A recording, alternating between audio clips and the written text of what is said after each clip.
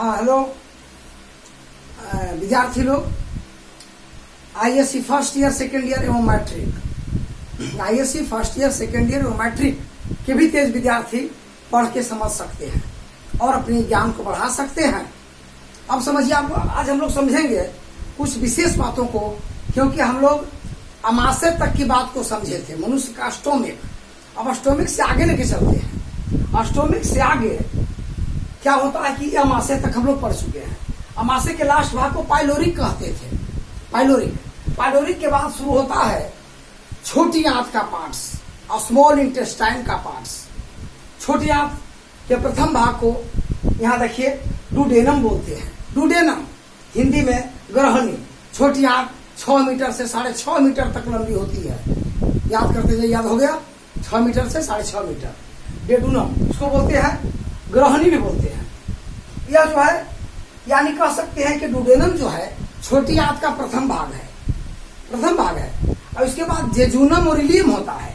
तो जेजुनम को ऐसे लिख सकते हैं, जेजुनम उन छोटी आंत के 3/5 भाग होता है। और इलियम जो है, इलियम छोटी आंत का 2/5 भाग होता है। तो हम छोटी आंत को तो यही 2 भागों में बांट दिए, 3/2, जेजुनम और इलियम। लेकिन कुछ लोग वैज्ञानिक का कहना है कि डेडुनम छोटी आंत से भी कुछ अलग पार्ट्स टाइप के होते हैं।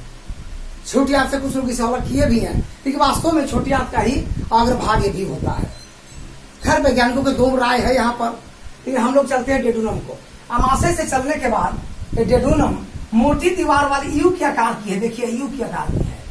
यू अंग्रेजी अक्षर क्यू के आकार की है। यहाँ वाला पाइलोरिक क्षेत्र है, यहाँ से चलने वाले मोटी दीवार वाला यू के आकार का डेडुनम है। यही डुडेनम के नाम से जाना जाएगा। ग्रहणी है। अभी ग्रहणी में जो भी भोजन पहुंचता है गल करके अब तक कायम बन चुका है, इसे भोजन का गला हुआ रूप कहते हैं, जो HCl गिरने के साथ यहाँ गल चुका था, पिछले वीडियो में बताए थे। अब यहाँ आने के बाद जो भी भोजन कायम आता है डुडेनम में, तभी इनके दीवार से 2 तरह के हार्मोन निकलते हैं।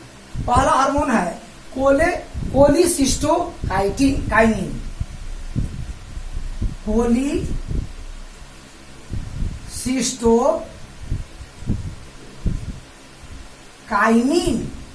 कोलिसिस्टोकाइनिन फर्स्ट हुआ। डेडुनम से निकलने वाला पहला हार्मोन है कोलिसिस्टोकाइनिन, जो पित्त की थैली को एक्टिव करता है और उनसे पित्त लवण निकलना शुरू हो जाते हैं। अब यहाँ देखिए, मान लिया कि लीवर का चित्र है, मान लिया कि हाँ अग्न्याशय है। लीवर गहरा धूसर रंग का होता है, इनमें कथ, और ये पीले रंग का होता है। अब ये दोनों की ग्रंथियां, ये लीवर से निकलने वाली ग्रंथियां, पित्त की ग्रंथियां एक साथ हो जाती है और यहाँ आकर के अग्न्याशय की ग्रंथि के साथ भी मिल जाती है, और दोनों मिलकर के एक वाहिनी डुडेनम में गिरते हैं। यानी अग्न्याशय और यकृत, ये दोनों की वाहिनी एक होकर के डुडेनम में गिरती है। आवश्यकतानुसार इसमें एंजाइम हार्मोन स्रावित होते रहते हैं। तो यहाँ पर कोलिसिस्टोकाइनिन जब निकल गया डुडेनम में, तो डुडेनम में निकलने के बाद क्या होता है कि यह पित्त की, यहाँ पर जो पित्त की थैली है, ये गॉल ब्लैडर है। गॉल ब्लैडर को एक्टिव करके पित्त गिर जाता है और पित्त HCl की अम्लीयता को उदासीन में बदलता है। लेकिन उदासीन में अग्न्याशय रस काम नहीं करते, इसीलिए पित्त को फिर से थोड़ी सी पित्त गिराना पड़ता है, पित्त की थैली को, तब जाकर के यह माध्यम अम्लीय से क्षारीय हो जाता है। अब इस क्षारीय माध्यम में अग्न्याशय के रसों का पाचन, एंजाइमों का पाचन, भोजन अच्छी तरह से होगा। अब इसके बाद यहाँ तक तो क्रिया समझ गए। यह पित्त जो है डुडेनम में उपस्थित भोजन में रोगाणुओं को भी मारता है और हर तरह से सुरक्षा प्रदान करता है। फिर दूसरा है सेक्रेटिन। सेक्रेटिन हार्मोन निकलता है सेकंड में। कहां से निकलेगा? डुडेनम के दीवार से, सेकंड भाग वाला दीवार से, यानी यही भाग से, डुडेनम से निकलता है। दूसरे में सेक्रेटिन निकलता है। जब सेक्रेटिन निकलेगा तो सेक्रेटिन जो है अग्न्याशय को एक्टिव करेगा, पेनक्रियाज को, इसको एक्टिव करेगा। एक्टिव करने के बाद अभी जो है निकालेगा कई प्रकार के पाचक एंजाइम। कई प्रकार के पाचक एंजाइम में सबसे पहले है TRYPSIA, ट्रिप्सिन, जो प्रोटीन को पचाकर पेप्टोन, पॉलीपेप्टाइडेज और प्रोटियोज में तोड़ देता है। यानी पेप्टोन प्लस पेप्टाइडेज अपरस प्लस प्रोटीओज में तोड़ देता है। उसी प्रकार से काइमोट्रिप्सिन भी यही काम करता है। उसी प्रकार से एमाइलेज या कार्बोहाइड्रेट को पचाकर, कार्बो से कार्बोहाइड्रेट समझिए, को पचाकर यह जो है starch plus maltose MALTOAC maltose में बदल देता है। उसी प्रकार से लाइपेज जो है फैट्स को पचाकर fatty acid FATTY fatty ACID acid plus glycerol GLYCEROL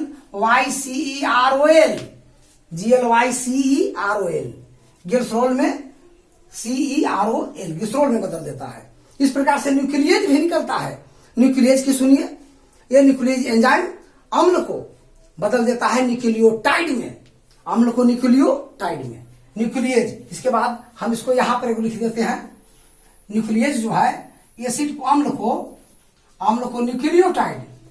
nucleotide में बदल देता है। साथ पाइसीकरण में सहायता करता है, पित्त लवण के संबंधी काम करता है, और इसमें बाइकार्बोनेट भी होते हैं न्यूक्लियेज में। इसको न्यूक्लियेज एंजाइम का नाम है न्यूक्लियेज पूरा साफ से लिखते हैं, न्यूक्लियेज। यह जो निकला अग्न्याशय से सबसे अंतिम और एंजाइम है। यह क्या करता है कि HCl को, इसमें बाइकार्बोनेट और लवण और जल होते हैं जो HCl की अम्लीयता को उदासीन कर देते हैं, एमाइलेज की क्रिया को भी कुछ तेज कर देते हैं, और साथ में पाइसीकरण करते हैं, और अम्ल को न्यूक्लियोटाइड में बदल देते हैं। अम्ल को न्यूक्लियोटाइड में पाइसीकरण हो गया, और साथ साथ पित्त लवण के संबंधी काम को पूरा करते हैं। पित्त लवण के संबंधी कार्य न्यूक्लियेज, अम्ल को न्यूक्लियोटाइड में, और पित्त लवण के संबंधी कार्य पाइसीकरण, और HCl के अम्लीयता को बाइकार्बोनेट, जल और लवण के द्वारा इसको उदासीन बना देता है। यह काम किसका है? न्यूक्लियेज का। तो देखिए यहां पर आपको अग्न्याशय से निकलने वाला trypsin, chymotrypsin, amylase, lipase, nuclease, ये निकलते हैं और भोजन पर अलग अलग क्रिया करना शुरू कर देते हैं। इस प्रकार से यह बनावट हुई डुडेनम की। यह मनुष्य में भी U के आकार का होता है, और इसमें आगे चल करके यही अमाशय के 5 भाग में 3 भाग 3:2 भाग करेंगे तो वो दोनों हो जाएगा जेजुनम इलियम। कुछ वैज्ञानिक कहते हैं कि डेडुनम अलग है, कुछ कहते हैं कि छोटी आंत का ही अगर भाग है, खैर जोर है, लेकिन हम लोग इसके बारे में वैज्ञानिक के द्वारा दिए गए सिद्धांत को पढ़ रहे हैं। अब यहाँ पर क्या होता है कि अब फिर से याद रखिए, यहाँ पर डेडुनम के पहले दीवार से निकलता है कोलिसिस्टोकाइनिन, जो पित्त की थैली को एक्टिव करता है, पित्त गिर के भोजन में सूक्ष्म जीवों को मार देता है, भोजन को खास करके उदासीन बनाता है। एक उदासीन में पाचन नहीं होती अग्न्याशय रस की, तो फिर से पित्त निकालकर उसको क्षारीय में बदल देता है। जो भी ऐसा होता है तो इसके दूसरी दीवार से सेक्रेटरी निकलेगा जो अग्न्याशय को एक्टिव करेगा। अग्न्याशय जब एक्टिव हो जाएगा तो ट्रिप्सिन, काइमोट्रिप्सिन, एमाइलेज, लाइपेज और न्यूक्लियेज निकलेगा। आप जानिएगा कि ट्रिप्सिन और काइमोट्रिप्सिन प्रोटीन को पाचन करेंगे, और पेप्टोन पॉलीपेप्टाइडेज और प्रोटीओज में तोड़ेंगे, एमाइलेज कार्बोहाइड्रेट को पचाकर स्टार्च और माल्टोज में, और लाइपेज फैट्स को पचाकर फैटी एसिड और ग्लिसरॉल में, न्यूक्लियेज अम्ल को पचाकर न्यूक्लियोटाइड में, और साथ ही साथ यह पाइसीकरण भी पित्त लवण के संबंधित कार्य और HCl के अम्लीयता को यह क्या करता है? कम कर देता है, क्योंकि इसमें बाइकार्बोनेट, जल और लवण होते हैं। चलिए, कितना अच्छी बात याद हो गया। यहां तक की बात को याद रखिए, इतना बात रखिए पहले। इसके बाद हम छोटी आंत के जेजुनम 3/5, इलियम 2/5 भाग में चलेंगे, लेकिन खरगोश में उलट जाता है 2/5 और 3/5। इस प्रकार से हम आगे चलेंगे दोनों में। अभी दोनों के कार्य भी बहुत महत्वपूर्ण है कि छोटी आंत का जेजुनम और इलियम किस तरह की बनावट वाली होती है, क्या क्या कार्य भोजन का इस क्षेत्र में होता है, ये सब बातों को विस्तार पूर्वक समझेंगे। चलिए, यहां तक हो गया।